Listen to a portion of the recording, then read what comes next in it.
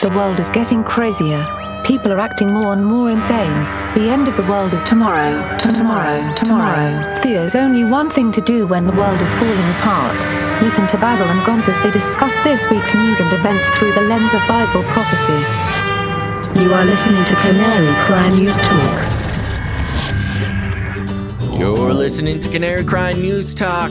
Today is May 27th, 2020, episode 200. And this week, capitalism in the NWO. And my name is Basil. And this is Gonz. Did you change up the title there? I did. That was an on-the-fly title change. See, I didn't go with that specific title because it would give too much credit to the guy who came up with it. We'll get into it later, but anyway. Oh, well, Happy he's a creative slaves. guy. I know. I'm trying to bring the news, but evade and give too much credit to the order, to the global order. Okay. So All yeah. right. I see. You're fighting the good fight, Gonz. I know. I'm trying. Well, it's weird. This is it's been a week since our last show. That's the longest we've gone for ever since, quarantine or social distance or whatever, house arrest, whatever you want to call it. This is the longest we've gone without doing a show, Gonz. How do you feel about that? I actually did feel kind of weird. I felt like I was missing out. I was missing out on the news and bringing the news and the chat and just everything. So glad to be back on episode 200. Yeah. So we apologize, everybody, that it's been so long since the last show. But, it's the Memorial Day weekend and you got to spend time with your family and all the things that go along with that. So I don't know. It was a good time. It was a nice little break. But I did miss it. I did miss doing the show. So we got to make sure not to go this long in between shows. Anything else interesting to report? I did go to the store. I went to like 5 different stores. I went to Pavilions, a Whole Foods, a Ralph's. Where else? I ended up going to a Walmart and I think something else. I don't remember. I went to like 5 or 6 stores. Sold out. Yeast. I was going to make some bread for my sister's birthday. Oh, no you're yeast. Jumping on the bread making train, huh? I guess all the bread makers are hoarding the yeast because I got yelled at by the lady at Walmart. I was like, "Hey, can you help me find something?" And the lady was like, "What?" And I was like, "I was looking for some yeast. We have no yeast. It'll be in next week." And I was like, "Oh, yeah, okay, well, sorry." It was like a couple weeks ago.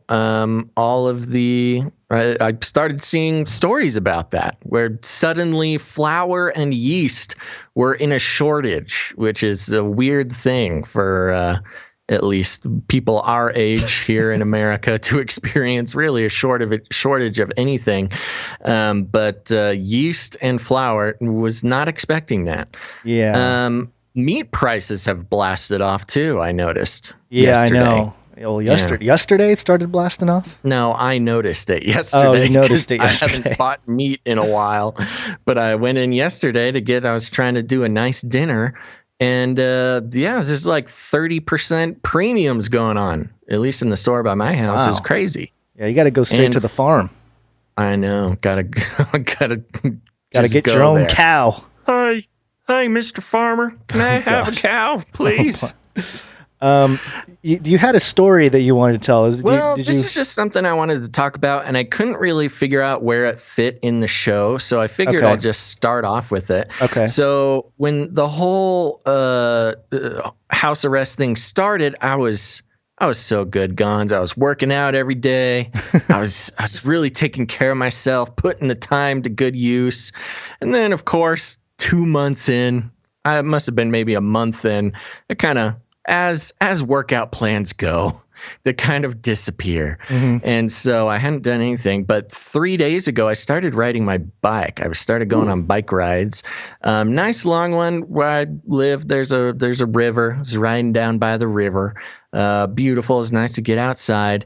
But it's probably partially because of the weather warming up, partially because of I'm sure coronavirus and the economic issue, but the homeless population was out of control. It was Really? it was so, usually on that ride, it's down by the river. There's always a few tents, you will see maybe five tents throughout the whole ride. Let's call this maybe a 10-mile stretch along a river. And, you maybe see 20 homeless people throughout the whole thing. 3 days ago, I was out there. There must have been, I don't know, definitely over 100 tents. Wow. And they're getting creative out there. Big, huge structures built out of tarps and pallets and things like that. Really, just a impressive little collection, a little city getting constructed down by the river, and easily over 500 people. Wow. Homeless people. Yeah, it kind of was alarming. I was like, oh my gosh, this is really so sad that there's so many of these people down here.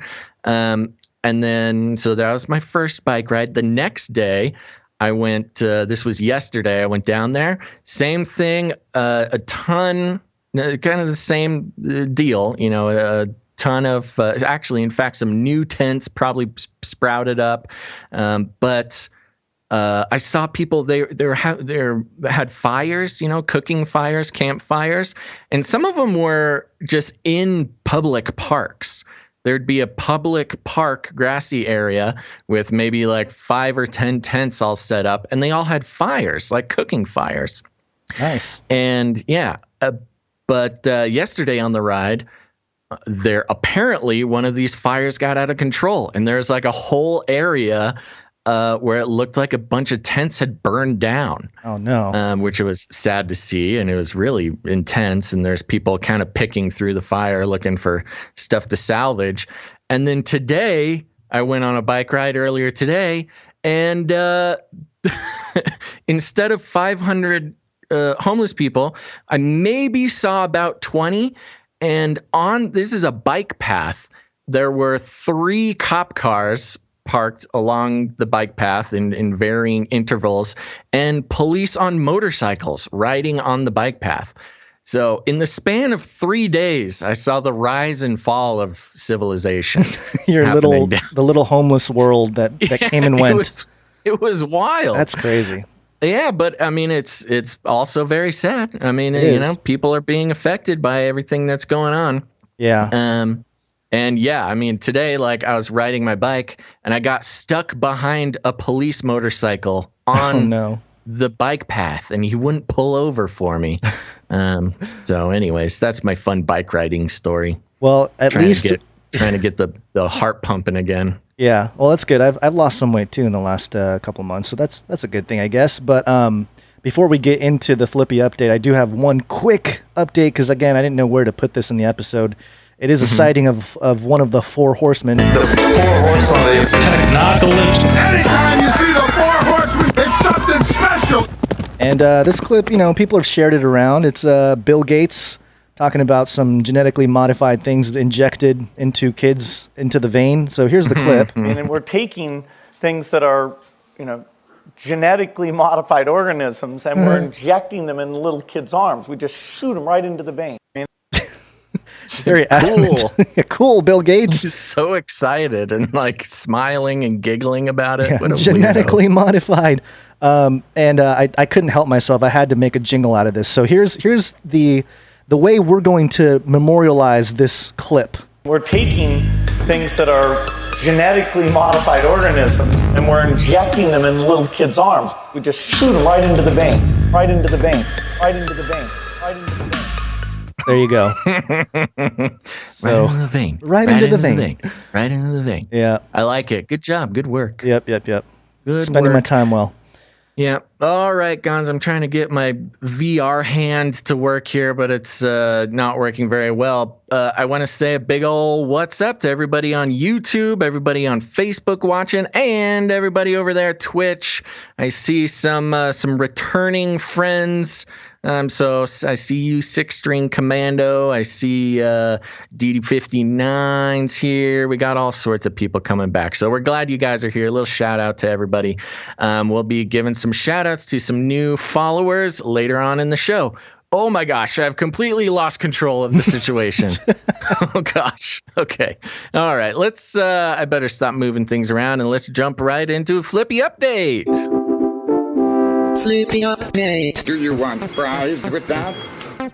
Okay, for those who don't know, we try to keep up on the emerging world of robotics and how they are very sneakily working their way into our everyday lives. What that means, you know, Flippy in particular, referring to the burger flipping robot. They're usually disembodied robot arms that are taking our jobs, enslaving our children, and flirting with our spouses. But you know, when we do 3 shows a day, we've surpassed a week. You've done every time you say that, you say a day. I keep saying that. I really hope we can do 3 shows a day one day. We do 3 shows a day. I don't know why people don't tune in to the other 2 shows.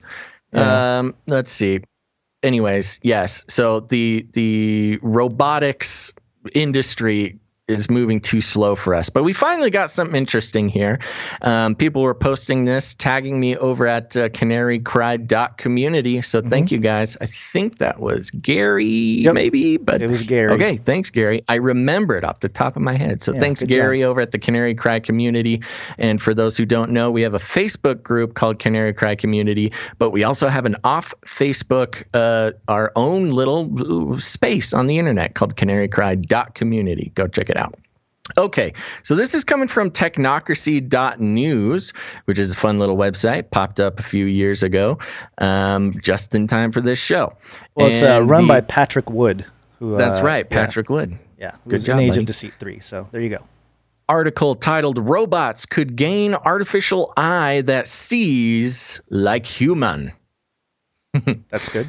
Like human. Like human.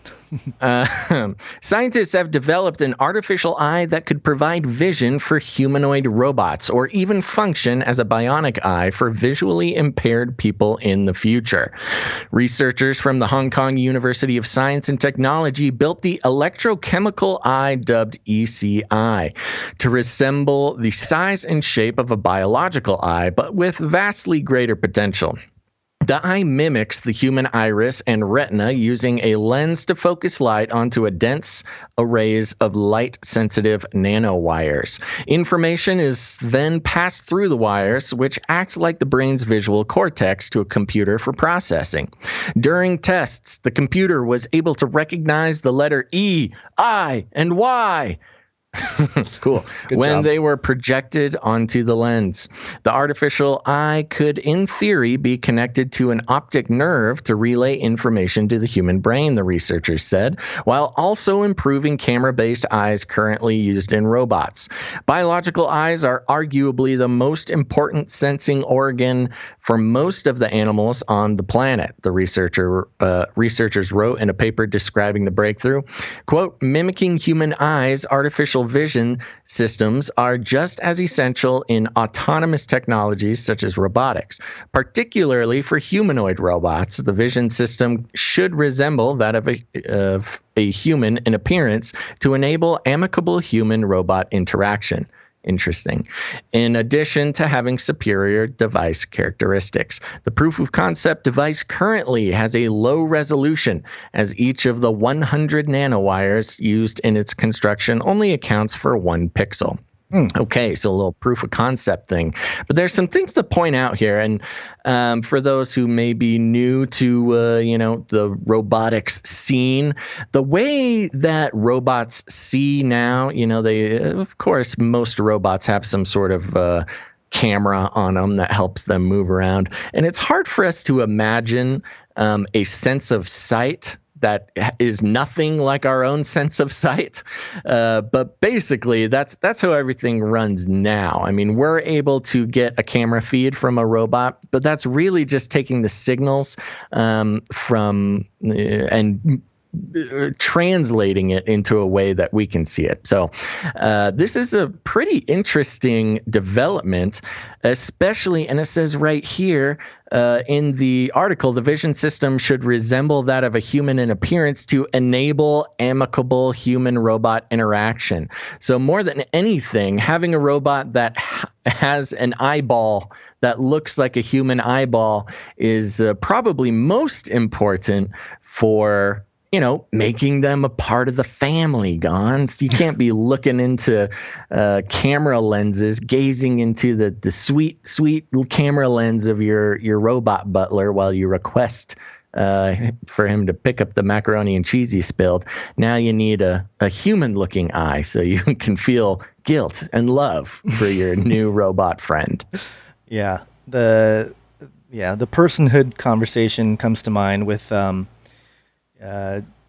just the idea of, do we want to mimic, the human image, the human, or just animals in general as well? And there's some people. Go ahead.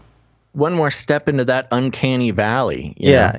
Well, there's some ethicists who suggest that we shouldn't use any kind of human form when we create robots, because it will create that connection, the empathy and all that kind of stuff based on the way things look, not so much the functioning behind it. So, yeah, I mean, if you're going to make just like they're deconstructing the human brain, might as well deconstruct the human eye and, stick one in the middle of the forehead of the robot. Yeah, no, well, that's the thing. I mean, when we talk about technocracy and what robots mean for us, and if there's hasn't been enough TV shows to scare us off of making humanoid robots that are, going to overpower us and we have to fall in love with, this is an especially interesting development as far as that goes. Yep. I think it's also a little creepy. It is definitely creepy. What are you going to do?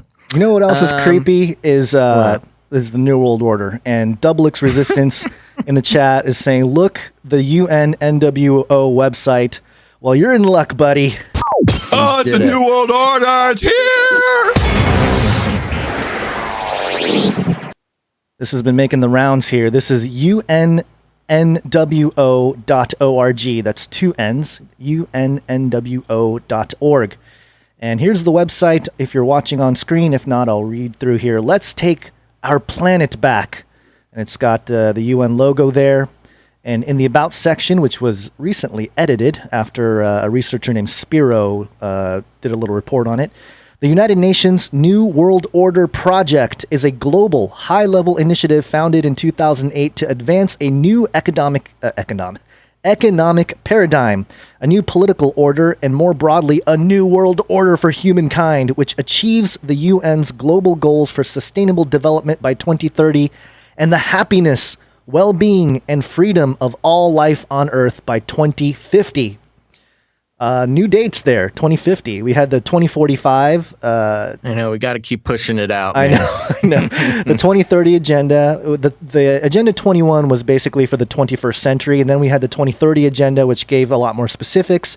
And now we had, and then we reported on the 2045 thing from the Russian mogul Dmitry Itskov, saying that we're going to become cybernetic, mind upload, whatever, by the year 2045. And then now 2050 actually is the year everybody's going to be happy, apparently. Initiatives, you got the happytelism, like instead of capitalism, we have happytelism.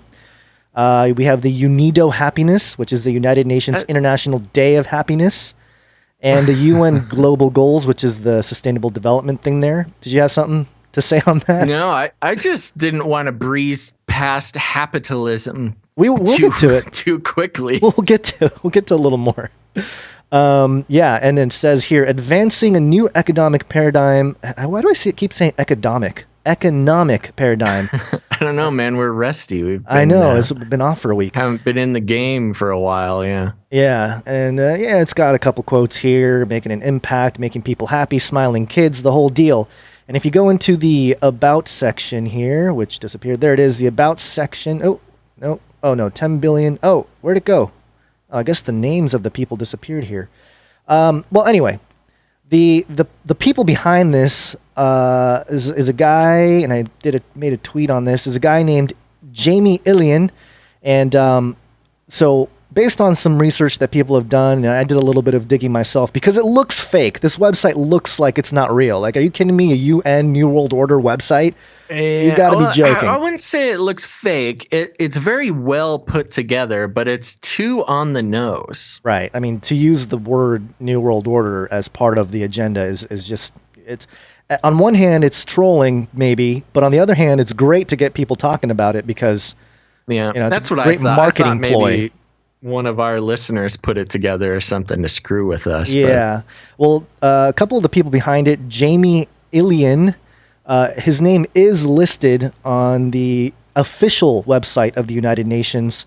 And the other guy, I believe, was somebody who, or it was the grandson, I think, of Nelson Mandela. So these people are involved in the United Nations very much so. So although this website may not be officially, officially have the stamp of approval from the United Nations directly, these members or the people that started it certainly do. And I do have a link to a video that I will put in the description section as well. Fact checked. Check is the United Nations New World Order website real? And again, it's done by a guy named Spiro. He did a very good job putting it together. He's an independent researcher and content creator for activistpost.com. And again, he did a great job. So we'll leave links there because a lot of the research is already done. Spiro did a good job with it. I did a little bit of vetting of his research. Obviously, you got to do a little bit yourself.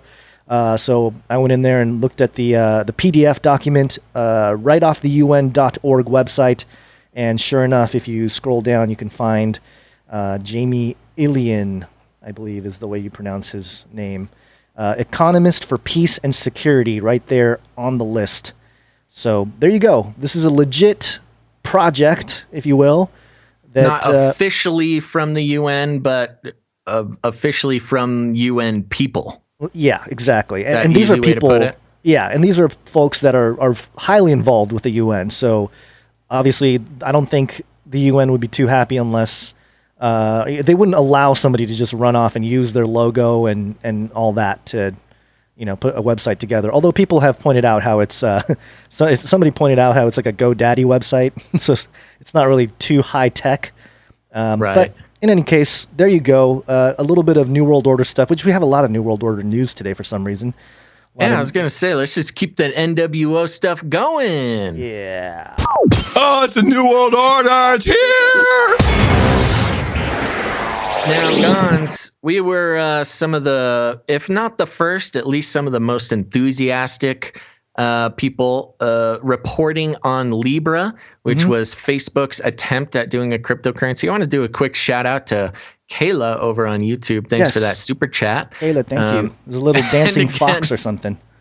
And again, for our chat compiler, just so everybody knows, when a super chat comes in with a GIF, it just describes the GIF to us. We can't see it. So it says, Kayla, thank you. 2 CAD, CAD. What is that? Canadian dollar? Yes. Shiba dog raises and lowers his index finger to get noticed. I thought it was a fox, but I guess I can't tell with the cartoony look. Shiba dog. Okay, back to the NWO. This is, I'm reading from Forbes here. We're talking about Libra. This says the headline is Facebook changes Calibra to Novi. New digital wallet works on WhatsApp and Messenger. Okay, so Calibra being the sort of subsidiary that Facebook created to build Libra, their cryptocurrency they're famously trying to put out last year, which completely collapsed. They're not quite ready to let Mark Zuckerberg. It's still going to happen. Over. I mean the central banks. They're not quite ready to hand over all of their power to Mark Zuckerberg. Sure. So here we go. Facebook changes Calibra to Novi. New digital wallet works on WhatsApp and Messenger. Excuse me. I got the burps again, man. Facebook just announced today a rebranding of Calibra Digital Wallet to Novi that offers a new vision to make sending money around the world as easy as sending messages. Novi Financial will provide a new digital wallet where users will be able to access the wallet to send money on Facebook Messenger and WhatsApp, as well as in a standalone application. David Marcus, who originally was the head of Calibra and the Libra Association, will serve as head of Novi. He discussed his vision for access to the unbanked and instant transfers of money across the globe. Marcus is also on the board of the Libra Association, a separate entity from Facebook that is headquartered in Switzerland as a nonprofit. As Calibra was designed to support a digital wallet for Libra, Marcus states, quote, "The first product Novi Financial will introduce is the Novi digital wallet designed for Libra, a new payment system which is built on innovative blockchain technology." Blockchain. The full name of the new subsidiary is Novi Financial, which is described as operating independently of Facebook with headquarters in Menlo Park, California. According to the blog post, Novi comes from the Latin words novus, new, and via, way. Whoa. New way. New way. That is New way, so bro. Jeez, these guys. The vision presented by Novi is a compelling one that captures the dream of many in the cryptocurrency and blockchain industry in supporting the unbanked. Okay, moving on. I don't know many people in the cryptocurrency world too stoked about anything Facebook is doing, let alone Novi. Nobody wants you to do this, Facebook. Quote, "There will be no hidden charges to add, send, receive, or withdraw money, and your transfers will arrive instantly," states Marcus on the new digital wallet. Know why? You know, like Bitcoin. Well, no, there's a little bit of a fee. But you know why? It's because there's not going to be any fees because they're going to know all the data of like what you're selling the data. They're selling the data. They're like, hey, we're not going to charge you anything, no fees, but we'll know exactly what you're buying, where you're spending your money, you know, what things you like. Yes. It's all part of the Facebook data farming business plan. You know, if there's no fees, if something is free, that means you are the product. So keep that in mind, everybody. Well, and thank you for, jumping right into that. There you go. So they're boasting that there'll be no, and I like how they call them hidden charges. It's kind of a, like, as if admission. that's yeah. Anyway, so no hidden charges, just the charges that you can see to add, send, and receive or withdraw money. So there you go. Yeah, it's a data farming operation, and not just data farming on like, your political leanings or your sexuality or your, all the info that they already get and sell when you use Facebook Messenger. But now it's every dollar you spend and send, and because it's cryptocurrency, it's complete record of what you do with your money. Now, you might already say, well, I already used my credit card, so it's like already tracked and stuff. Yeah, and that is true, but, cash is king, baby. I'll continue in the article here. Okay. The new way may be inspired. I can't believe they called it that. The new way may be inspired as much as what? The new way may be inspired as much as by the regulatory pressures faced early on as by the desire to recreate what the world considers money. Both Marcus and CEO Mark Zuckerberg faced enormous headwinds from U.S. and international regulators alike when Libra was first announced last year. Both endured congressional hearings last year on Facebook's Libra, as well as negative feedback from both the Secretary of the Treasury and the President of the United States on Libra. Since these hearings, Libra has repositioned its approach away from creating a global currency that many in Congress feared may threaten the U.S. dollar. However, Zuckerberg may have the last laugh, as the positioning of Novi Financial is such that instead of a global stablecoin, Facebook may become the largest global retail bank with its digital wallet integrated among its extremely large user base. Brian Brooks, a former general counsel at Coinbase and now the chief operating officer of the Office of the Comptroller of the Currency, crazy, recently described how he envisions a special purpose national bank charter for payments companies such as Stripe and PayPal. Brooks is soon to become the acting comptroller, and his new position may allow him to move his payments charter concept forward. That's the interesting thing. Just to remind everybody, Brian Brooks, he worked at Coinbase, and Coinbase, just for those who don't know, is the most accessible and most popular way to buy cryptocurrency, as well as store it and as well as send it. And now this I mean, really deeply embedded cryptocurrency guy, is one of the most influential, government actors in the financial world.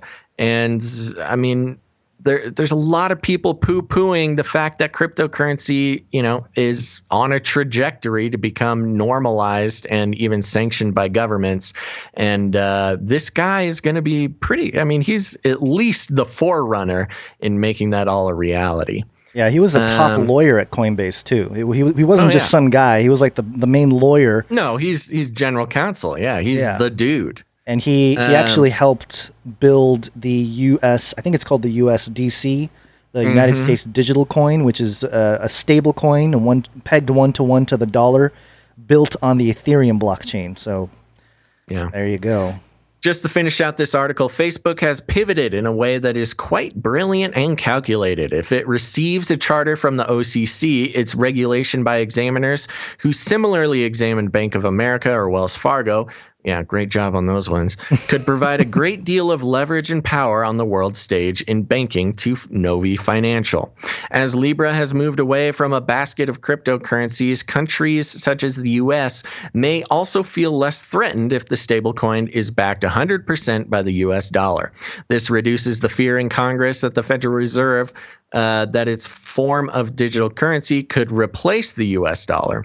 For Novi Financial, this could be quite a revenue-producing subsidiary for Facebook and Mark Zuckerberg, as well as providing transformation around the world and how we deal with money on digital terms. If Zuckerberg could be considered the president of big tech, Marcus may have just become the secretary of the stablecoin as head of Novi Financial. So there you go. I mean, I think the biggest point that they make in this article is the positioning that Novi is in.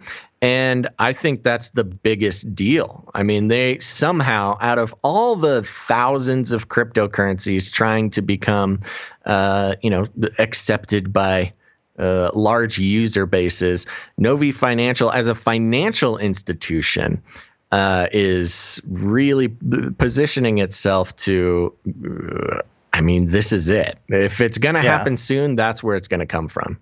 Yeah, and there's been a lot of talk about the mark of the beast and everything else, but with the vaccines, and certainly that's a concern, and we're going to keep track of that as well.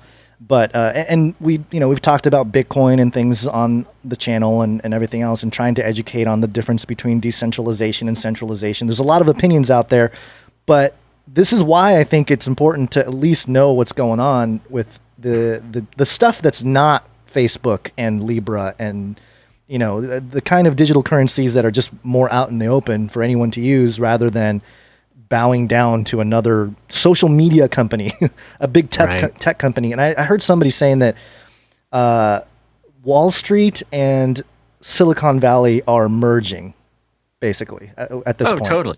Well, and that's it's a point that that's been made many times before, that the last great frontier of Silicon Valley is banking. Right. They all want to become your bank. Yeah. One of our new followers, we haven't given them a shout out yet, but I'll do it now. Melchizedek's Mustache. Nice. New Twitch user. Name. Thank you. I saw them follow us. Oh, I don't know. Must have been day after last show or something. And I've been so excited to give them a shout out. But in the chat, they mentioned Novi backwards is Yvonne, the Norse word for mustache. Oh, yeah. Did not know That's that. what he says. I have not checked this, but that's what he says. That is a zinger. I'll take his word for it. So there you go. Does that mean Mark Zuckerberg is going to grow a mustache? Yup, that's what that means. That'll be interesting. Okay, we got more New World Order stuff. He needs to do something to spice it up, man. I know. He can't just look like an android forever. Did you see? Somebody put together a side-by-side of Mark Zuckerberg. He posted a picture of himself getting a haircut at his house. And they put it side by side with a picture of Data from Star Trek. And I don't know if he was getting a haircut, but it kind of looked, the same thing. Well, it had similar attributes. Longtime listeners of the show would know that we had a ISO of Data saying, "I am not capable of hatred." And I can't find it at the moment, but that's what we used for Mark Zuckerberg. You know? Oh yeah. Yeah. No, he is an android. He's he is an incapable android. of hatred. Yeah. All right. So this is more New World Order. Oh, it's the New World Order. It's here. Space. Wanna go to space? My gosh, The Guardian has put a giant thing about my privacy, so I cannot read the article. This was, we know about the SpaceX launch that failed today. We'll get to that in a moment, but this article came out a few days before that. TheGuardian.com, The Big Show, U.S. poised to return to human spaceflight with historic launch. Elon Musk's SpaceX in partnership with NASA, never a straight answer, to launch Falcon 9 rocket from Florida carrying 2 American astronauts. And, you know, because we're somewhat limited on time, I'm not going to go through the whole article, especially because we got to get to the article, the part of the article, or another article talking about SpaceX not doing their launch today because of the weather. But just a real quick summary here. I'll read a couple paragraphs. In a historic moment, a decade in the making, the skies above Florida will light up on Wednesday when the launch of a rocket born from a groundbreaking public-private partnership returns the United States to the business of human spaceflight. And if you're familiar with Joan Vion, the late Joan Vion, she was a believer. She did some very good reporting before she passed away on why public-private partnerships are the backbone of the New World Order and globalism and all that kind of stuff. So, Interesting. Dig up some of that stuff from YouTube if you're interested. If you got something that you need to look up or you want to look up. Not since the retirement of NASA's space shuttle fleet in 2011 has the U.S. possessed the capability to send its own astronauts into orbit. And the success of this week's mission, formerly known as SpaceX Demo 2, is likely to shape the direction of the space agency's near-Earth ambitions for a generation. And at 4:33 p.m., a Dragon crew capsule attached to the Falcon 9 rocket is set to take flight. Of course, yada, yada, yada. It didn't work out. But this is the paragraph that I wanted to highlight here. In a symbolic nod to the New World Order, the astronauts Bob Behnken and Doug Hurley will ride to the launch pad in an electric car manufactured by Tesla, another of Musk's pioneering companies, foregoing the tin can Astrovan that has been the traditional crew transport since the U.S. began sending humans into space in 1961. What is up with the New World Order? Why do they just keep saying it? It's just like, we know it's been out in the open for a long time, but for some reason they're just really, putting in everyone's faces now. And why is driving a Tesla part of the New World Order now? I mean, I know it's all green and Tesla-y, and of course Elon is the descendants of, a long line of occultists. Occultists, yeah. His mother's name is Light, right, et cetera, et cetera. But come on, it's a great car. Is it? I have no idea. Do you have one? I have no idea. I've been in one. No, I would take one though if one wanted to donate one to the show. My favorite model is the X with the gull wing doors. He's still working on getting those that truck out, right? That I can't remember what it's called. The Cybertruck, man. Cybertruck, that's right. Yeah. the looks DeLorean the ridiculous 2. looking giant my gosh. DeLorean on steroids. I don't think that's ever going to happen. Yeah. Well, that's the main line there I wanted to point out is a symbolic nod to the New World Order. Okay. So crazy. Okay, The Guardian. Yeah, what? All right. A symbolic nod to the New World Order. They took a Tesla to the spaceship. I don't know. It's just such a weird thing. Okay. So we got even more New World Order space stuff, right? I don't know. Do we? Yeah, we do. Yeah. Oh, it's the New World Order. It's here. Space. Wanna go to space? Want to go to space? Is this me? You want me to take this one? Sure. Wired.com. Oh, Trump's wait. new space. Wait. No. We skipped it. It's the SpaceX. Yeah, I don't know. I thought that's the one you just said, but I'll do it again. Yeah, just to keep everybody posted, it was canceled. So this article is a little bit less exciting, but I guess you're right. Sorry. Yeah, basically they were trying to launch their their first manned spaceship into space with a partner. And when I say they, I'm talking about SpaceX, Tesla and SpaceX. They're partnered with NASA. They were set to launch today, but there was some rain, some tropical storms. Yeah. There's one more thing. Yeah, go ahead.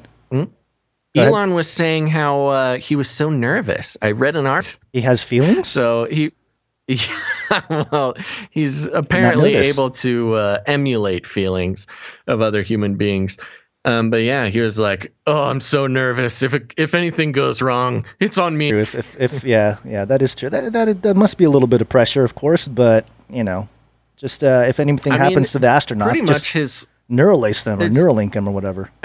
He's got a backup plan. I mean, it's a big day. They've been creating basically from scratch a space travel agency, and broken all sorts of records and expanded what we thought we could possibly do by having boosters land safely back on a target and all this kind of stuff. This was going to be the first time that they actually put people up there.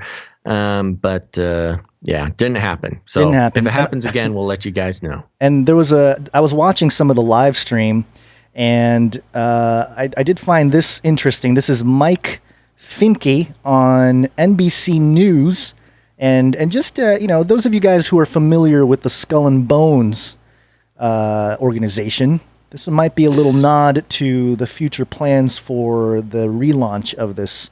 The whole dragon situation here. Disappointed. I know their families are a little disappointed, but everybody knows it's for the right thing. And so they're going to wait till a few things happen so they can safely exit the spacecraft. And they're going to go back into quarantine. They'll stay in quarantine and looking for a launch on Saturday around 3:22 p.m. And sometimes it's best just to live to fight another day. There it is. Yep, there you go. 3:22 p.m. Why 3:22? Why 4:33 for the regular launch plan, and the backup plan is 3:22? Because you need the dark spirits to help you. And the nod to the New World Order. I mean, it's just it's over the top with all the symbolism here. It's I don't know. I have no words. It's just like if you're not getting it by now, it's come on, folks. It's in plain sight. And speaking of in plain sight, over there on Twitch, Jeff Bezos RFID chips in stock. He says, "Hello, my slaves. Buy vaccines in stock." Come on, Jeff Bezos. This isn't your selling platform. You got to give us money. We need to get an affiliate program with Jeff Bezos RFID chips in stock if he wants to try to sell his wares. You want to advertise with us? Give us some of that sweet Amazon money, that $400 billion that you gained during the lockdown or whatever, yeah, right? My gosh. Didn't they get richer or something? Yeah. Anyway, dang, I don't think we have that article in here, but yeah. Anyways, there's just too much. There's too much going on. Yeah, but there's one more space thing. Hit us with this last space thing, and then we'll thank some people. Space. Wanna go to space? Wired.com, and there's more things trying to get me to accept privacy. Trump's new Space Force missile might be too super duper. That's the actual headline from Wired. It looks like I can't read the article because I am not a member of Wired.com. Haha, I win. I shall read it. Okay. Trump's ahead. new Space Force missile might be too super duper. Did you hear that clip of him talking about his super duper missile? I didn't. Oh my gosh, we have got to clip the super duper missile quote. Okay. All right. Last week, the White House unveiled the flag for the new branch of the U.S. military, the Space Force. But wait, there's more. The president also said the U.S. is developing a new, quote, super duper missile that will be 17 times faster than the ones we have today.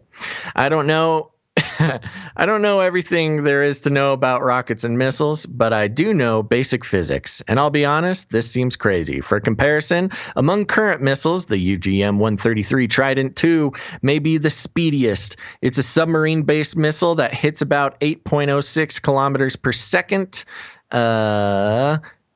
Yes, that's already insanely fast. That's 18,000 miles per hour. Wow. So what if you raise that by a factor of 17? That means a super duper missile will have a velocity of 132 kilometers per second. That's about 400 times the speed of sound, Mach 400. It could travel across the country coast to coast in 30 seconds. Is that even possible? Let's do an estimation to see what it would take. Reality check. No details were offered, but I assume we're talking about a ballistic missile here. Unlike a cruise missile, which is propelled by a jet engine over its entire flight, a ballistic missile uses a rocket engine to reach much higher speeds. But the rocket only burns for a few minutes. After the initial boost phase, it's basically an unpowered projectile, like a bullet, moving in an arc-like trajectory under the influence of gravity. Also, we can safely assume it travels at an altitude where there is very little air. I just don't think anything can go 137 kilometers per second in the atmosphere. The air drag forces would be too great. If you look at the missiles that clearly only travel in the atmosphere, the MIM-104 Patriot is the fastest with a speed of Mach 5. So if we want a super duper fast missile, it's going to have to be in space. Ooh. Actually, we really only need two things to model this new fast missile. The first is a better name. I'm not going to keep calling it the super duper missile.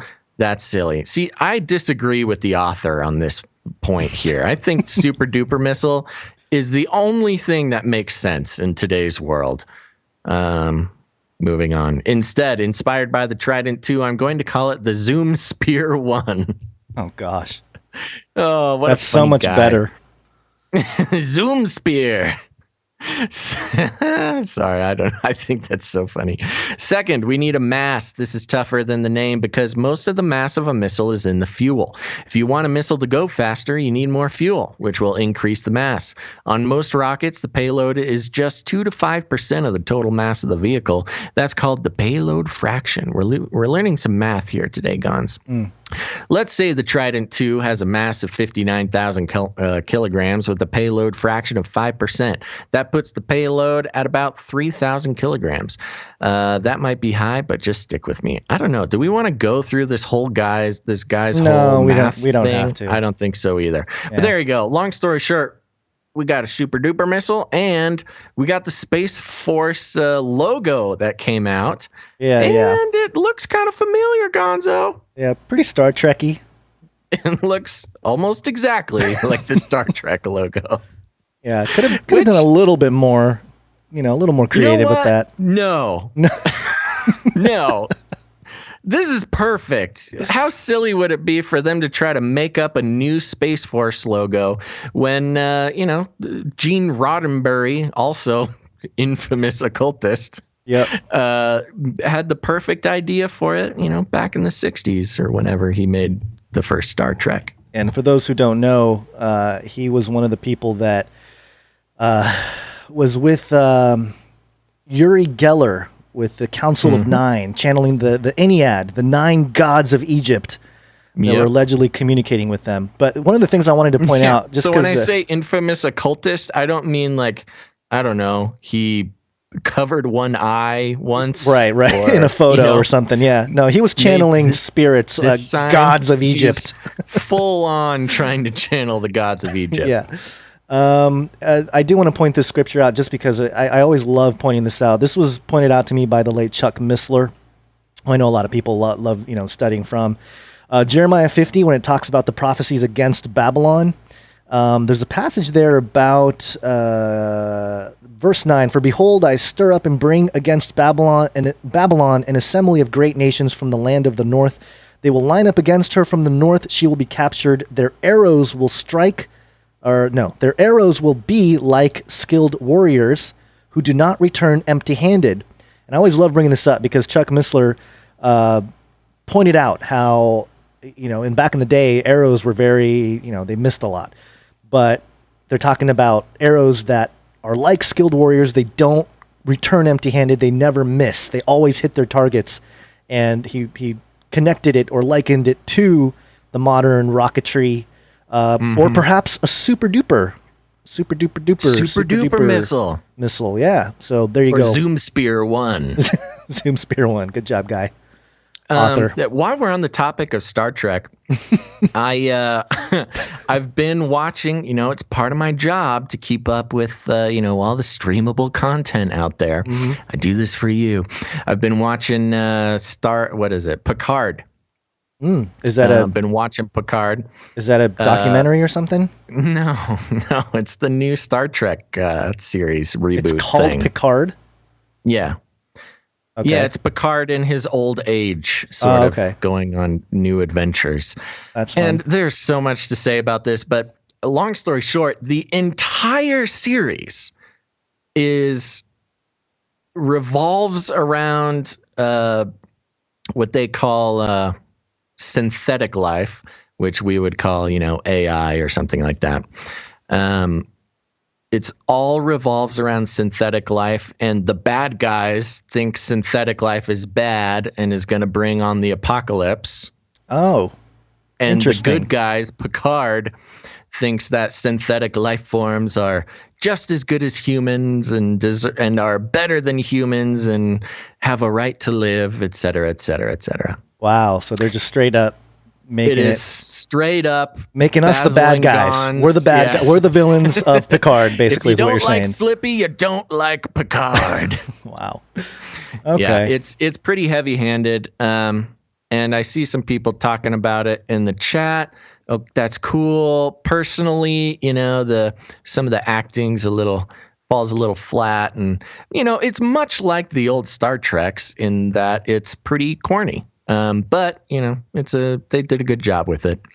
But yeah, I'm constantly offended by Jean-Luc Picard and his love for synthetic life.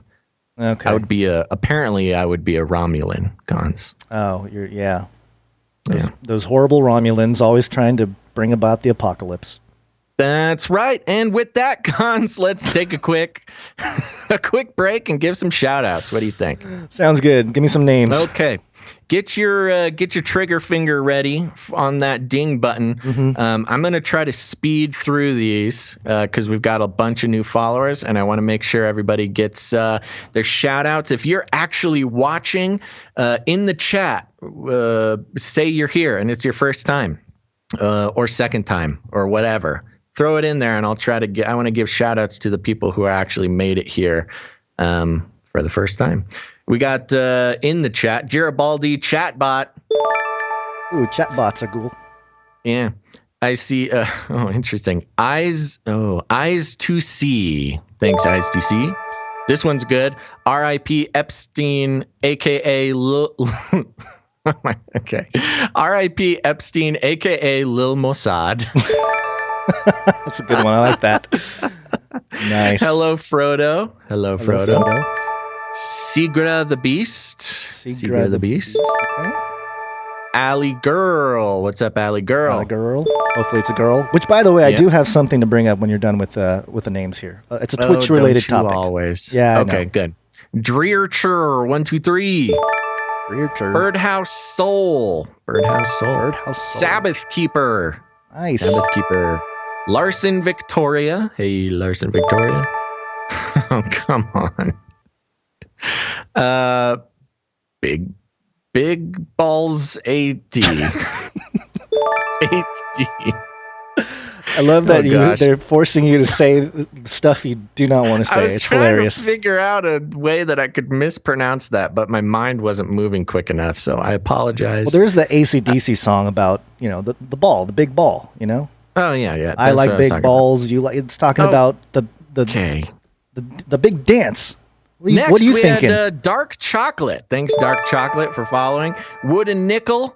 Vitrovane. X Sounds. The People Hunter.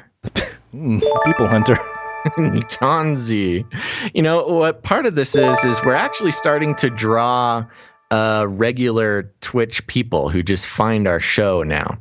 But I will say there's some more people to give a call out. We'll give some more call outs later in the show. And Melchizedek's mustache, of course. Hi, you're here. I appreciate you. But you know what I love about the Twitch Gons is people are coming in, they're creating accounts, and they're making usernames that are sort of specific to the show. Of course, we've got Jeff Bezos RFID chips in stock. We've got we've got the real Elon Musk. We've got Elon Musk the hologram, or Elon Musk's hologram. Who else do we have? Yeah, Bill Gates is there. We got Susan Wojcicki. Yeah. Yeah, all of our favorites. The four. Zuckerberg has not joined yet, but I'm sure he'll make it soon.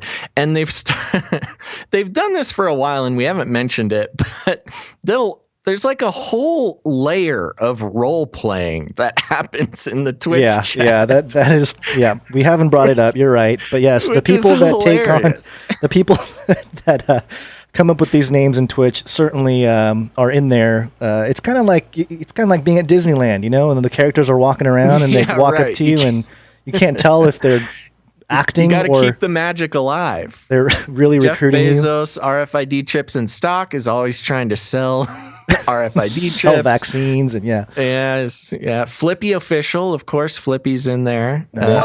Our resident. Disembodied arm. Yeah. Anyways, it's a really fun gang in there. So if you're listening to the show and you have not yet followed us on Twitch, I just want to remind you that following us on Twitch actually helps us out a ton. We are so close to hitting our goals to unlock some really fun tools and experiences that we can do through Twitch. For example, we can set it up so that listeners can actually play jingles on the show, which is super fun. Something I'm looking forward to working in there. But we have to get our average viewership up, and I see today that our Twitch users are being very active in trying to evangelize the YouTube viewers to come join the Twitch channel. And I support them in that because I think it's more fun to watch the show over on Twitch. And soon it's going to be even more fun. And we've only got a couple more shows until hopefully we hit that partner status, and that'll be very fun. So keep doing that. So here's anything you want to talk about. Yeah. So here's my concern. Okay, so there's an article that came out. Check our rankings. Check our rankings on Twitch while we're talking. I made a little video about it on the Face Like the Sun YouTube channel. RT.com. The headline here is, "Oh dear, Twitch proves itself a joke after giving trans species female a spot on its safety advisory council." And just for everyone, right there. Okay, yeah.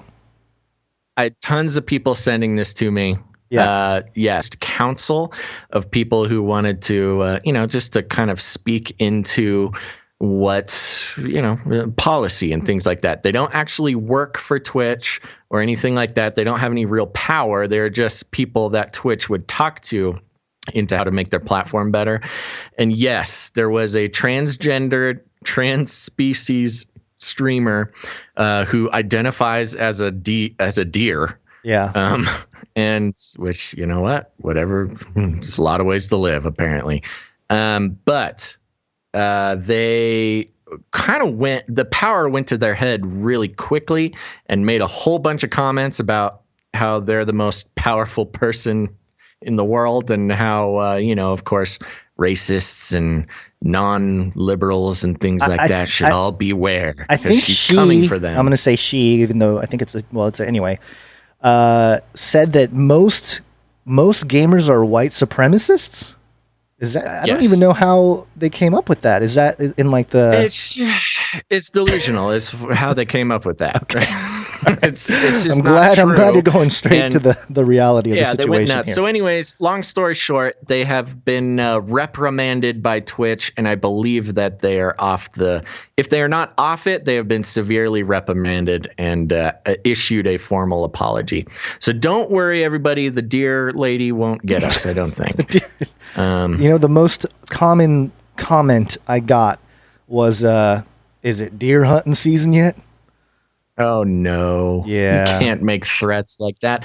But I will say, I'm happy to say we are number 6 on the Twitch talk shows and podcasts list right now. All right. Good stuff. So there we go. We're getting up there. Let's get some more people over at twitch.tv/Canary Cry Radio. That's twitch.tv/Canary Cry Radio. Make a fun name. You know, when you make your account, make sure to pick a name that, you got to pick a character from the show. You know, that's what the real fans do. Yeah. Mark Zuckerberg is still available. Yep. There's all sorts of characters still available. And we're at number 6 right now. So let's try to get that up. Hey, some YouTube people, head on over to twitch.tv/Canary Cry Radio. Let's see if we can move up the rankings. Yeah. Okay. I think that's all we have. We'll do supporters later in the show, guys. Yep, we'll do that. And moving on here, this is a quick story that I wanted you to do, Basil. It's regarding blockchain. And again, why it's important to educate yourself on these issues. Oh, yeah. Okay. Yeah, this is great. I heard about this. This is from foxbusiness.com, and the article is titled "Teen Dubbed Baby Al Capone." I know. I kept reading it AI too, but it's Al Capone. Yeah. Baby Al Capone stole $23.8 million from cryptocurrency bigwig, lawsuit. Subtitle, lawsuit. It's a lot of money. Reads, I know. How old is he? 15 or something? 15 when he started, yeah. A teenager at the center of a multi-million-dollar cryptocurrency scheme kept his alleged criminal habits under wraps to classmates and even family, as they assumed he was just a gamer who hit the jackpot with Bitcoin, according to court papers and a New York Post report. Oh, man. That's the dream. I wish I was just a gamer who hit the jackpot with Bitcoin. Ellis Pinsky was 15 when he allegedly began his scheme, through which he has stolen more than $100 million in cryptocurrency as the ringleader of what a federal lawsuit calls a sophisticated cybercrime spree, court papers show. But the teen's habits and mysterious wealth apparently never raised alarm bells at his high school or even at home in Westchester County. Quote, his best friend thought he was making money through trading Bitcoin and stock, an insider told the Post, under the condition of anonymity, later adding, quote, I think he told his parents that he made Bitcoin online through video games and got lucky. But Pinsky could only stay out of the spotlight for so long. Cryptocurrency bigwig Michael Turpin sued Pinsky, now 18, and several other unidentified people on May 7th, alleging the teenager built $23,808,125 from him and stole tens of millions from others who are not named in the complaint, court papers show. Quote, on the surface, Pinsky is an all-American boy, the son of privilege. He is active in extracurricular activities and lives a suburban life with a doting mother who is a prominent doctor, the lawsuit states. Despite their wholesome appearances, Pinsky and his other cohorts are in fact evil computer geniuses with sociopathic traits who heartlessly ruin their innocent victims' lives and gleefully boast of their multi-million-dollar heists. Wow. You can send me an email at basil.rosewater@gmail.com for any voice work you're looking for. Turpin is seeking treble damages, 3 times the amount of the actual money lost, or more than $71 million, in addition to attorney fees and related costs. Quote, these are crypto gangsters, Turpin told the outlet, adding that his nickname for Pinsky is Baby Al Capone. Pinsky's attorney, Noam Biale, emphasized to the Post that he was just a kid at the time. Quote, it is deeply unfortunate that Mr. Turpin has chosen to bring a lawsuit full of smears and baseless allegations for no imaginable purpose other than spite. Well, I mean, $23 million. It's a lot of money to just, Maybe spite's in there too, but also 23 mil. Bial did not immediately respond to Fox Business's request seeking comment. Pinsky and his accomplices, the lawsuit alleges, hacked into victims' computers and their cryptocurrency accounts and stole the holdings, which they then laundered. In some cases, they would also allegedly steal personal information to get access to the accounts. Quote, look at Ellis's life, and there is no reason for him to do what he did, the insider told the Post. Quote, he's a standout kid with a dark side. Ooh, bad boy.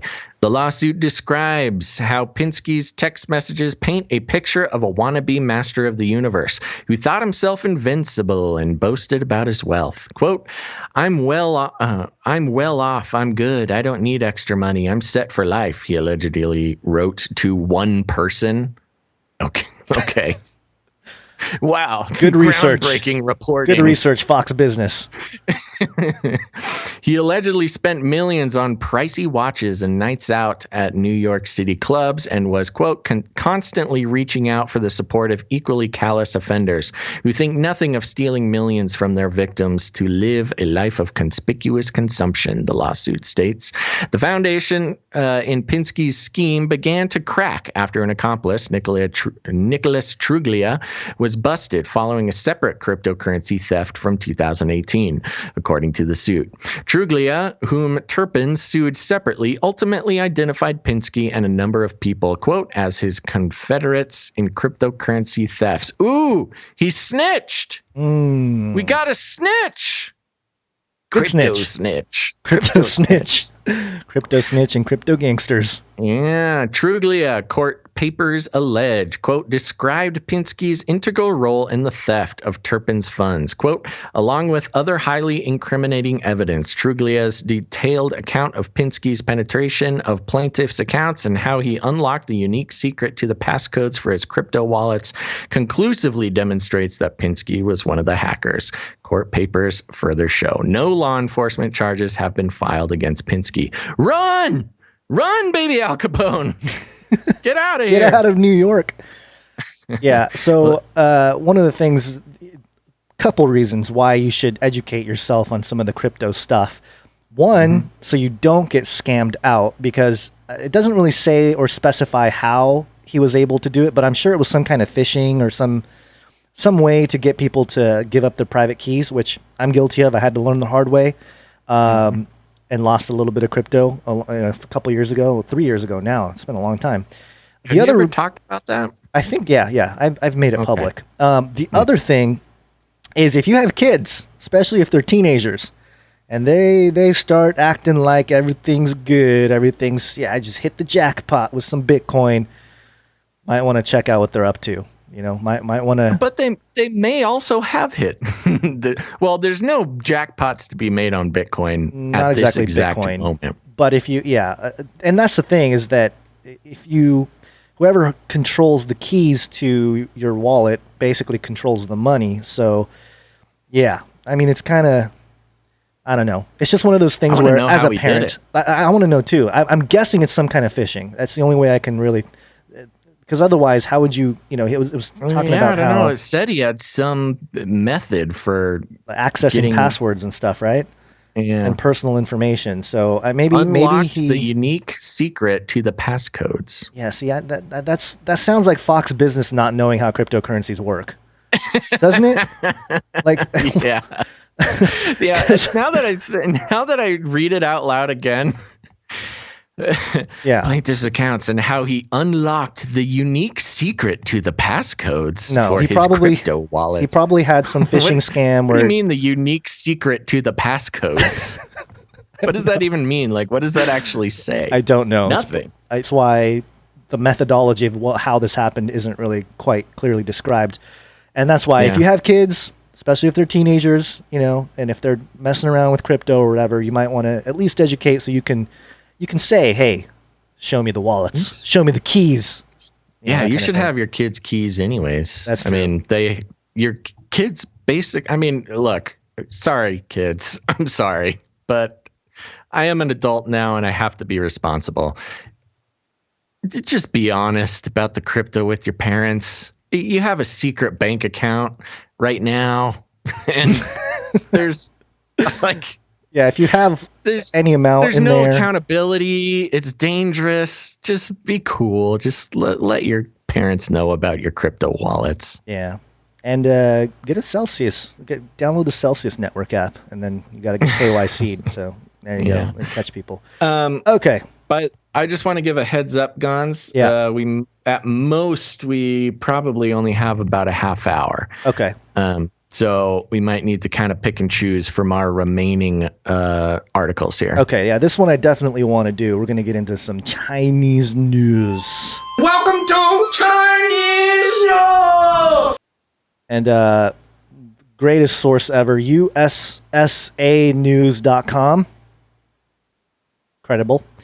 YouTube gets caught auto-censoring criticism of Chinese Communist Party, claims it was accidental. Yeah. Yeah. After users highlighted YouTube's automatic censorship of certain phrases critical of the Chinese Communist Party, the tech company admitted the issue was real but said it was an accident, according to The Verge.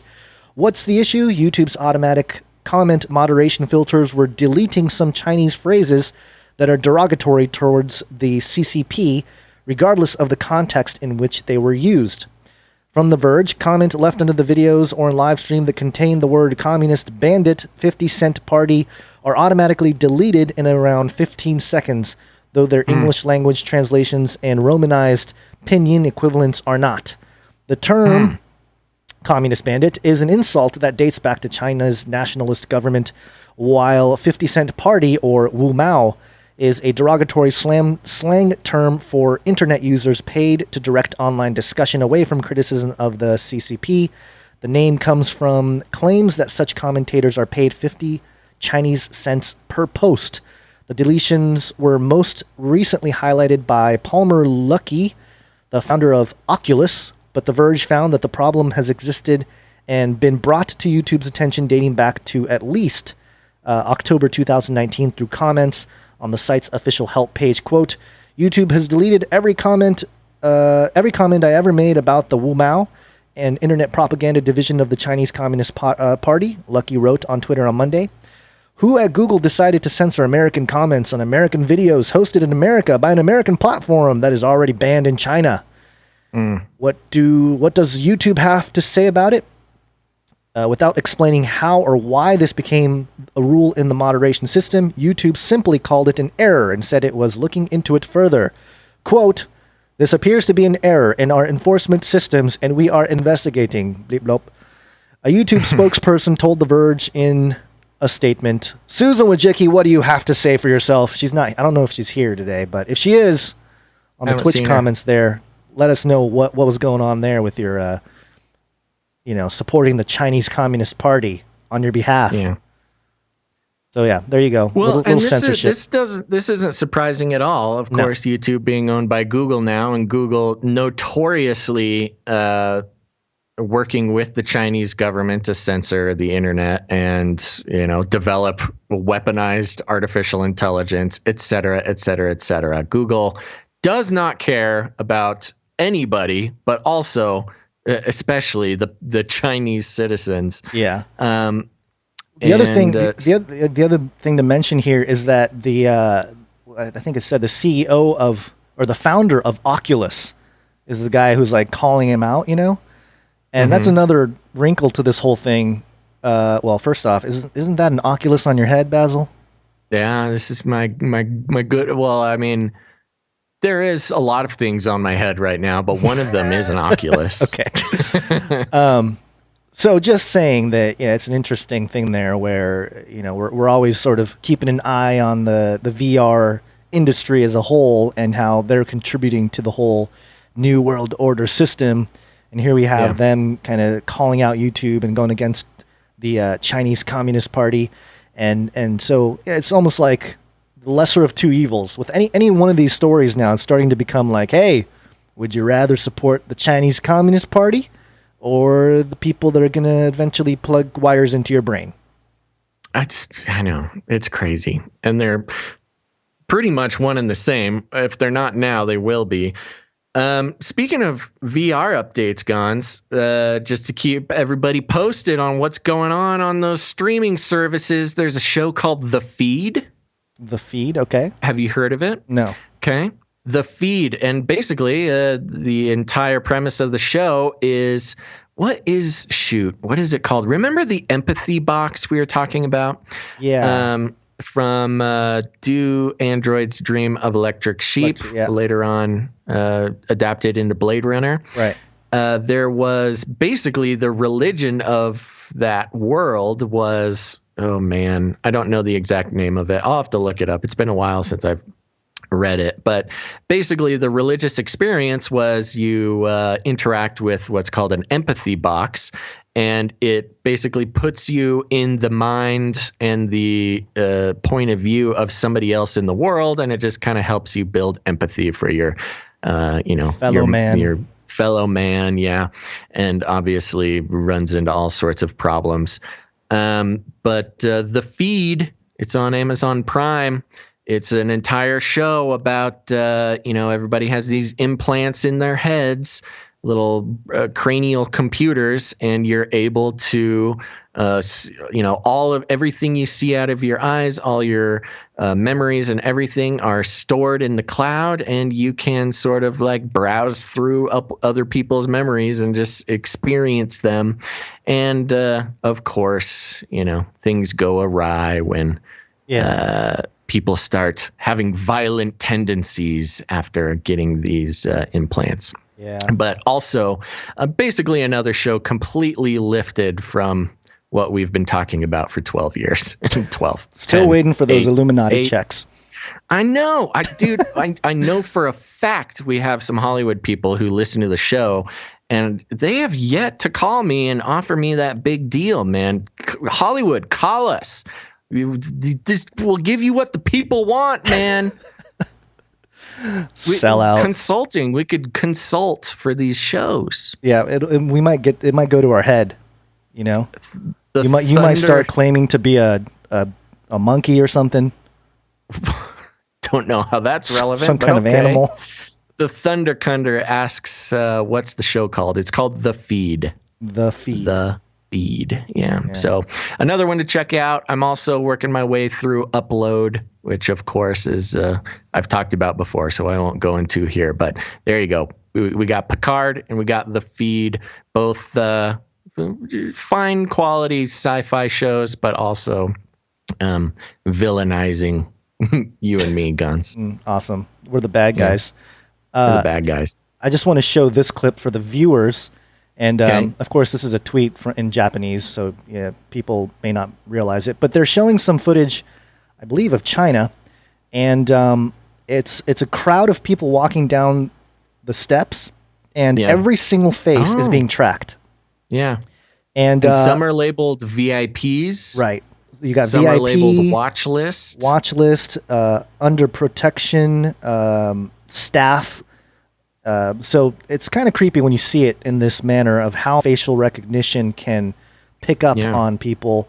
And, I think it's really funny. There's one guy who's looks, white. I think he is white, walking amongst a crowd of Asians, and his face is clearly, called out and says watch list. So the racists over there too in the Chinese. Yeah, a lot of things happening over there. Some more protests, all sorts of stuff. The Hong Kong issue has not been settled. Yeah, do you want to cover that real quick? Well, real quick, let me just mention, speaking of this facial recognition thing, I do some charity work, and I was in the back. I was doing some pickups from a major retailer, and they had their little COVID booth set up that all the people who come in through the back have to get their COVID temperature taken, and they have this really high-tech setup that scans your face and takes your temperature and does a whole thing. So somehow it was able to scan me with my sunglasses and my mask on. So it's getting pretty fancy. Wow. One thing to note, Gons, in this video that you showed, nobody's wearing a mask.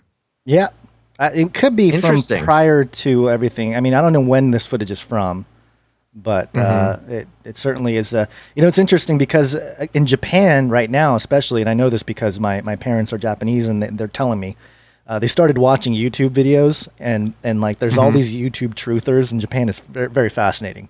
They talk about the deep state and that's where we got the Wakushin thing, But they're really speaking out against China and their just totalitarian system that they got going on there. So even in other countries, Japan's not super duper free or anything like that, but more free than China for sure, and they're seeing it.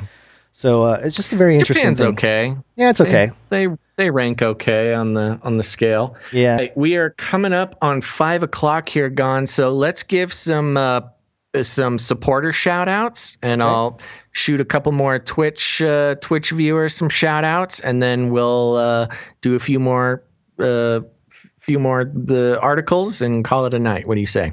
You want to do the shout outs now, or do you want to skip like 3 or 4 of the articles here? Yeah. Well, I was gonna let you choose which of those articles are the most important.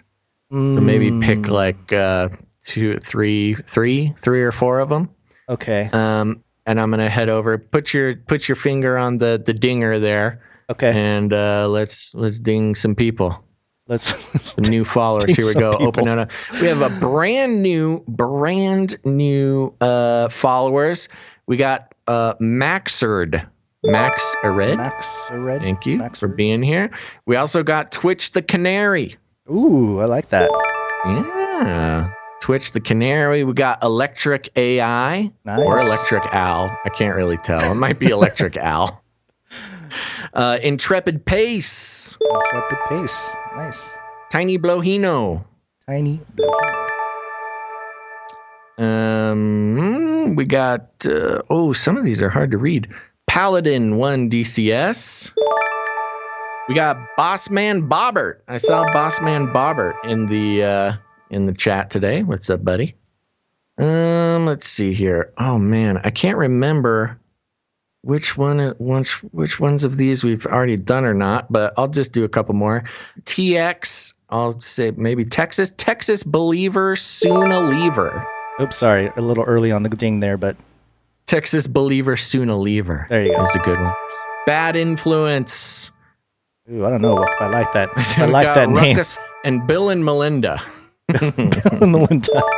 Yeah, we got clones. We got clones. And Gons, what do you say we give a couple shout outs to our Patreon supporters while you get the PayPal people all set up? And I just want to remind everybody that we are a value for value proposition here. What we put out, we do for free. It's always been free. It always will be free. And not just free in the sort of monetary sense, but free in the philosophical sense. Like I've said before, if you're not paying for something, usually you are the product. And that's the same with podcasts and a lot of other content on the internet. And that's done through, you are turned into a product through a little thing we call advertising. And Gons, you and I have made a decision not to do advertising. We did that a long time ago, which just happened to maybe have been the worst business decision we've ever made. But instead of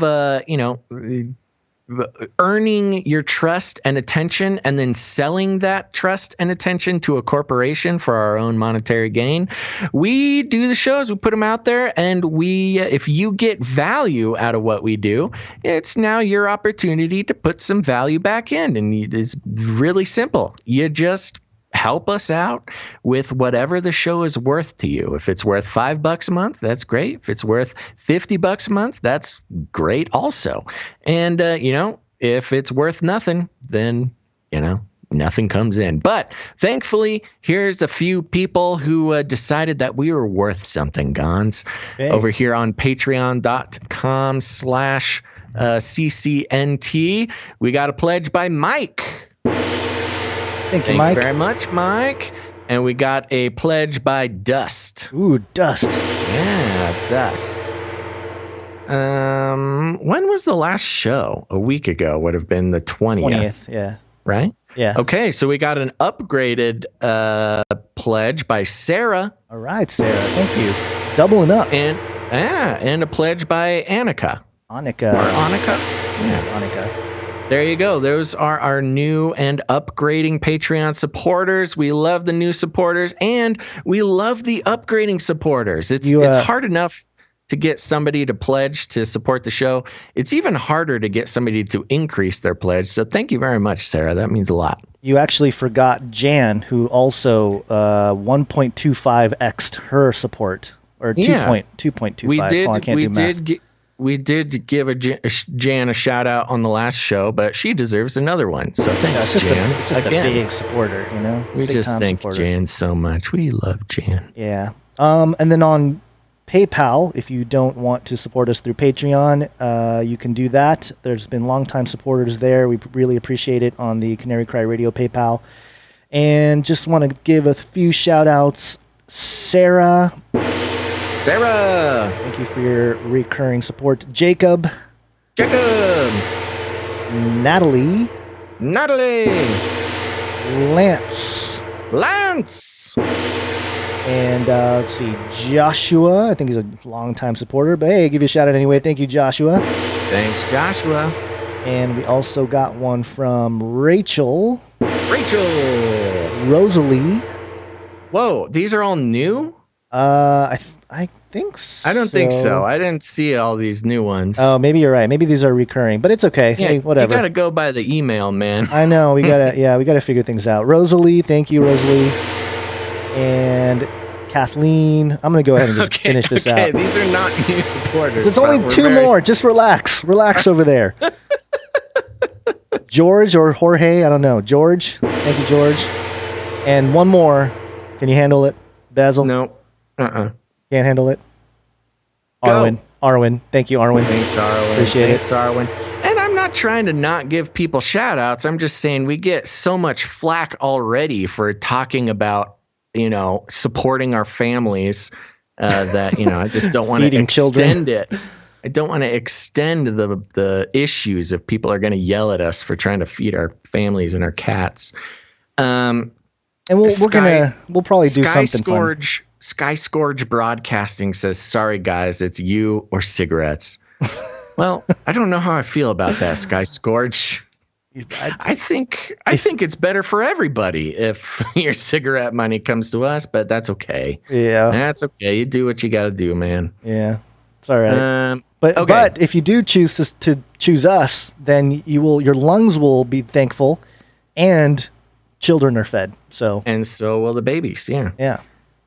Okay. I think that's it for new supporters, right? Yes. Okay. Yes. Thank you, people. Thank you, people out there. We are your essential employees. We got nothing else going on, man. This is the show. This is what we got, and we do it for you.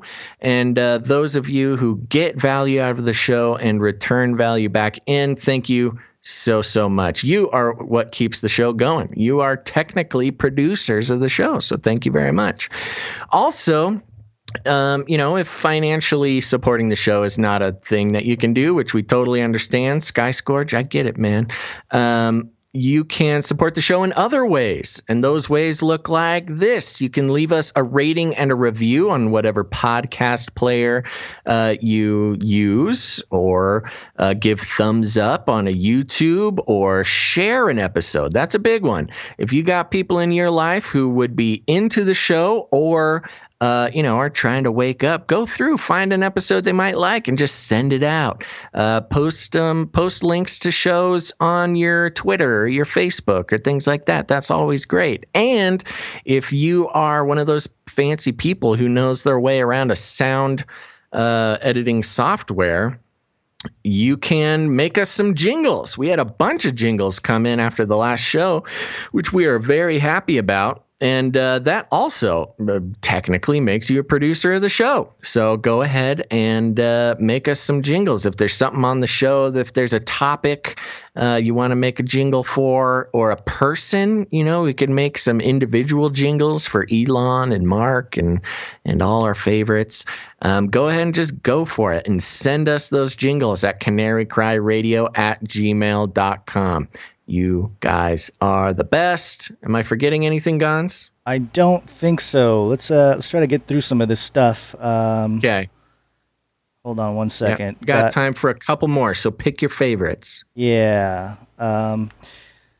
So let me real quick. Let's just mention the Hong Kong thing. I won't go through the article, but basically Hong Kong is being attacked by the Chinese communist group there, and there's a lot of protests and stuff going on. And Reuters was reporting that Trump says U.S. to take action on China over Hong Kong this week And hopefully he doesn't have to use his super duper missiles against China there. But it's a possibility. Just you to got let you another know. one of these fire and fury threats type of things. Yeah, it never ends with the China. But also, we're gonna get into some COVID stuff to wrap it up here. COVID.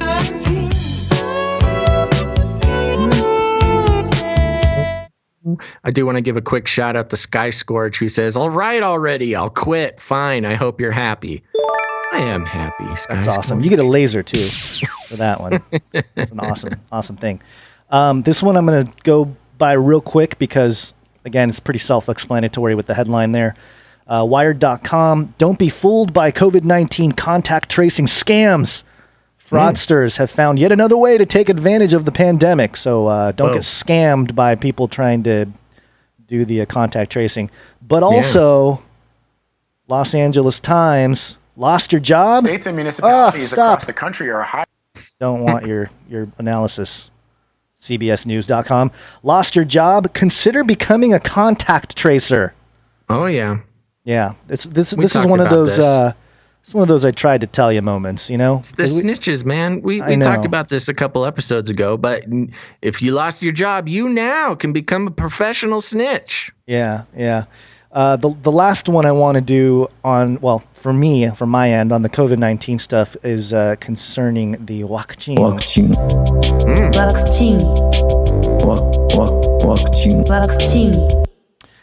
And that's vaccine is the Japanese... what's the word I'm looking for? Not translation. Pronunciation, yeah, of the word vaccine. Vaccine. MSN.com, coronavirus. AstraZeneca says it can deliver millions of doses of potential Oxford vaccine by September.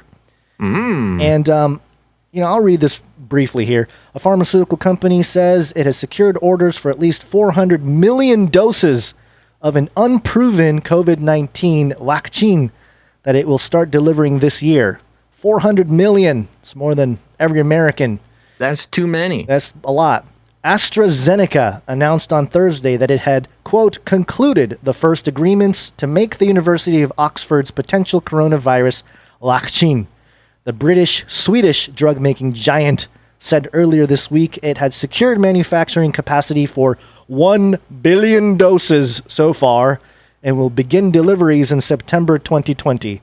That's a lot of doses, 1 billion, for something that is an what was the word that they used? Why can't I find the word? Unproven vaccine. But let's roll out 1 billion. And I actually did a little study there because I was looking at the AstraZeneca. I thought, Astra, that sounds kind of familiar. What is that from? And it's actually a weapon in Hinduism. And Astra in Sanskrit was a supernatural weapon presided over by a specific deity and imbued with spiritual or occult power that has caused its effect or impact. Later, the word came to denote any weapon which was used by releasing it from one's hand. An arrow compared to keeping it in one's hand. So there you go. The Astra is a supernatural weapon in Sanskrit.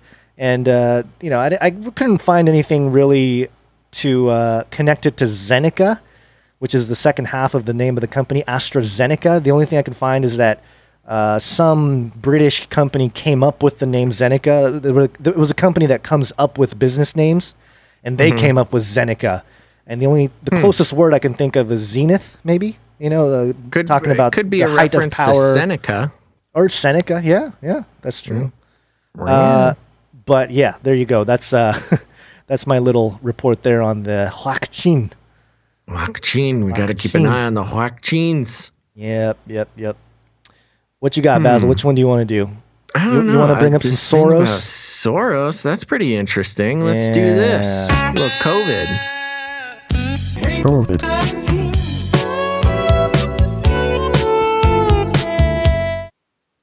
It's been a while since we've heard anything from or about Soros. So he's always working, though, with all his investments there.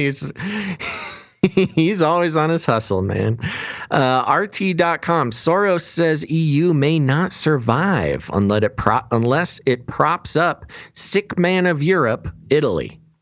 Billionaire financier George Soros was warned that the preservation of the European Union is dependent upon the economic health of Italy and other states hit hard by coronavirus, adding that the current aid policies favor Germany. Always. The EU, otherwise known as the New German Empire. The Hungarian-American philanthropist argued that the bloc must issue perpetual bonds in order to raise money for support to support countries that have suffered from the most from COVID-19, singling out Italy as particularly vulnerable. In a transcript of a question and answer session distributed to the media, Soros also railed against the reluctance of better-off member states to work together to provide financial assistance for the bloc's most at-risk states. Quote, the relaxation of state aid rules which favor Germany has been particularly unfair to Italy, which was already the sick man of Europe and then the hardest hit by COVID-19. Soros, who gained notoriety and infamy in Europe after becoming a vocal proponent of the bloc's open door migrant policy, said that if action isn't taken now, the EU, quote, may not be able to survive the challenges it currently confronts. He insisted that his somber assessment was not just a theoretical possibility, but it may actually become the tragic reality. The billionaire's call to arms comes just one day after the European Commission approved a €9 billion umbrella scheme proposed by Rome to support the Italian economy. Although European states are slowly easing lockdown measures, there are growing fears that the economic consequences of paralyzing most commerce will have far-reaching long-term effects. No kidding. Judging by Soros's own pronouncements, the financier seems to view the deep economic crisis as a clear opportunity. Quote, we will not go back to where we were when the pandemic started, Soros told Project Syndicate. Everything else is up for grabs. I do not think anyone knows how capitalism will evolve. It's called capitalism. Soros, somebody needs to let him know that. The pandemic has revealed deep cracks in the bloc, with European states adopting a free-for-all attitude as COVID-19 swept across the continent. The lack of unity even compelled EU Commission President Ursula von der Leyen to apologize to Italy after Brussels ignored the country's pleas for aid. Wow, they're really just leaving Italy in the dust there, man. Well, the Vatican. Yeah. The Pope. Yeah, the Vatican. The Vatican. That's what I say. Space Pope reptilian. They got the reptilian there. They're fine.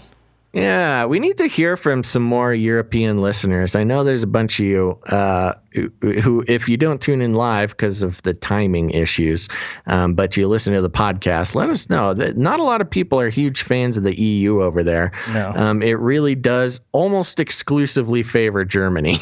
Yeah. And, it's a very strange thing. Of course, you know what I haven't heard about recently was Brexit. What's going on with Brexit? I don't know. All right. Yeah. All right. By the way, just to tie it back to the beginning of the show with your workout regime, you are defying the Soros mandate and the Soros prediction, because there's a story that came out back in March that Soros went in big on this company called Peloton, which is an indoor cycling, like indoor cycling station type of product. And so he knew that everyone's going to be sitting at home in the quarantine back when, and he invested early on in these home exercise machines. So there you go. Good job, Basil. Were you aware of all the Peloton hubbub? Man, it seems so quaint and innocent now. This was back late 2019. I remember hearing stuff, yeah. Do you remember it? Did you I don't see remember the ad? exact. No, I don't remember the exact thing, but I remember people talking about Peloton. So what was it? Yeah. They made a commercial where it was basically a husband gave his wife an exercise bike. Oh. And, she was striving to be in perfect shape for her husband. Oh, wow. Which the feminists, of course, were not a fan of.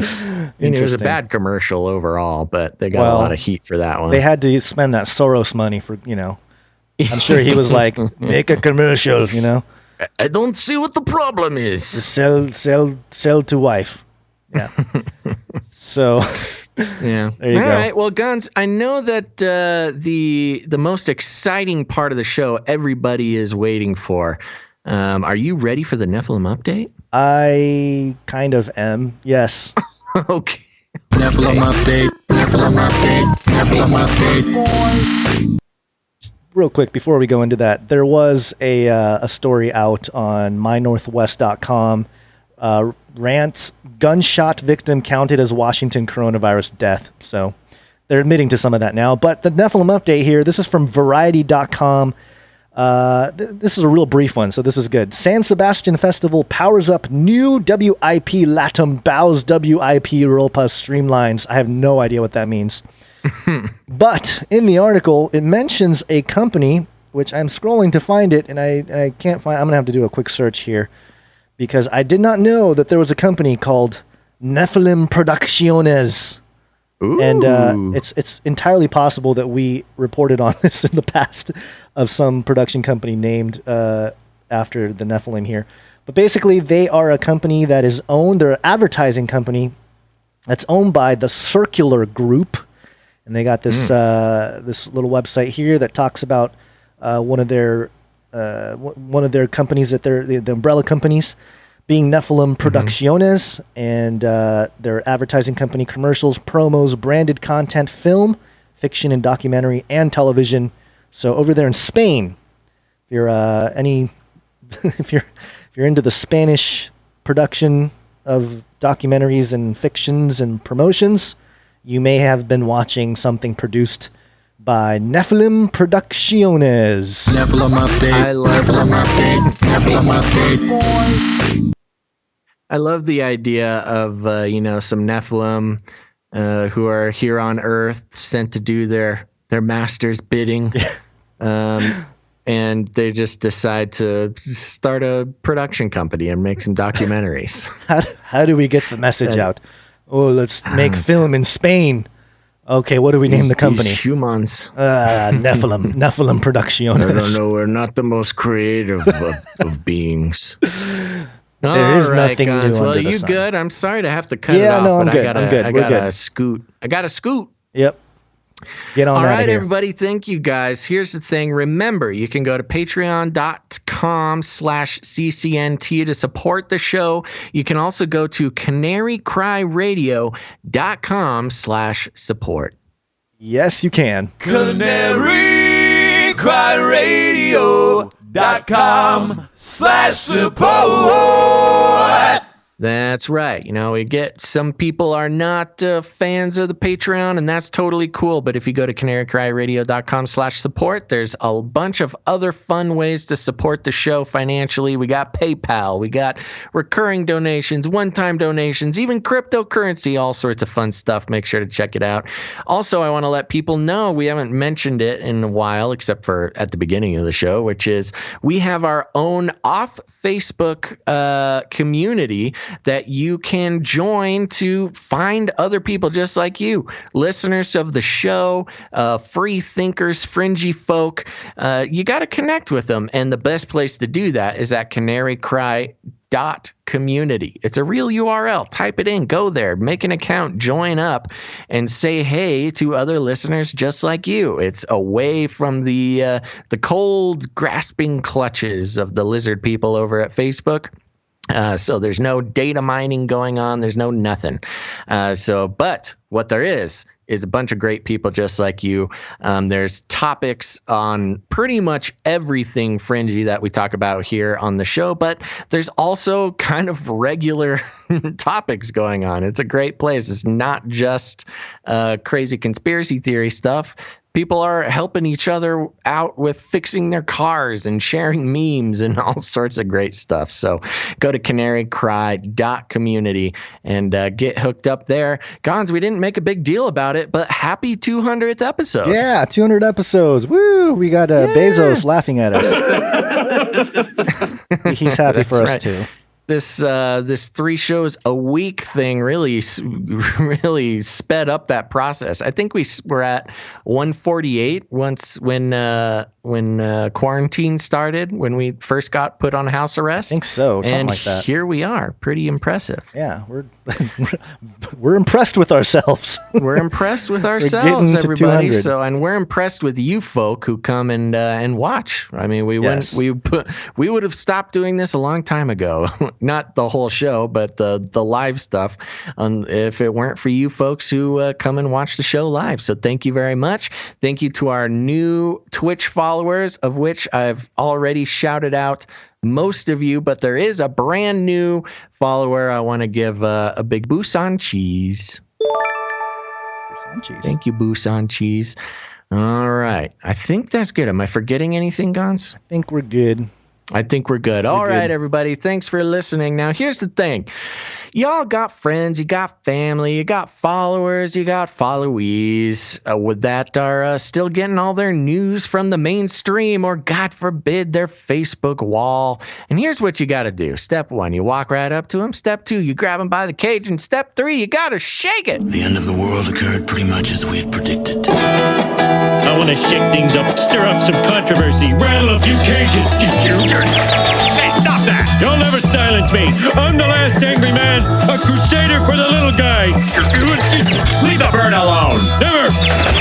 Rattle a few cages. Rattle a few cages. The human race will have every opportunity to improve. And if they don't? Ask Noah.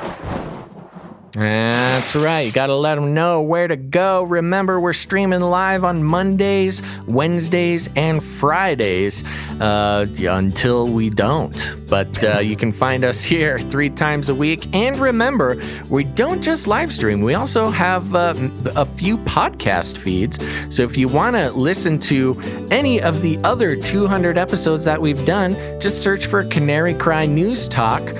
You can also check out our other show, Canary Cry Radio. 2 different shows, but you're going to want to listen to both of them. You can find them on any podcast catcher. So make sure to do that. And remember to leave a rating and a review. Okay, everybody, that's all we got for this episode of Canary Cry News Talk. Make sure to tune in next time. But until then, think outside the cage.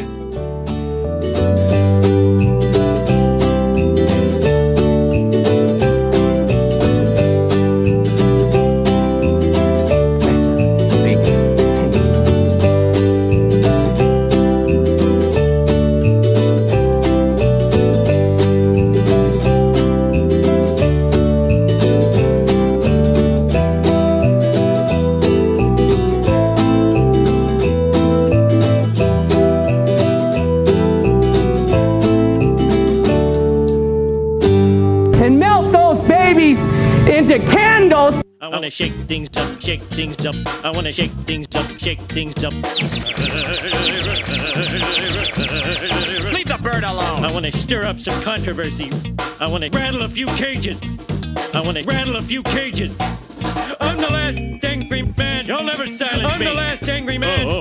I'm the last angry man. You'll never silence me. I'm the last angry man. A crusader for the little guy. Well, we'll see about that. Whatever, Illuminati.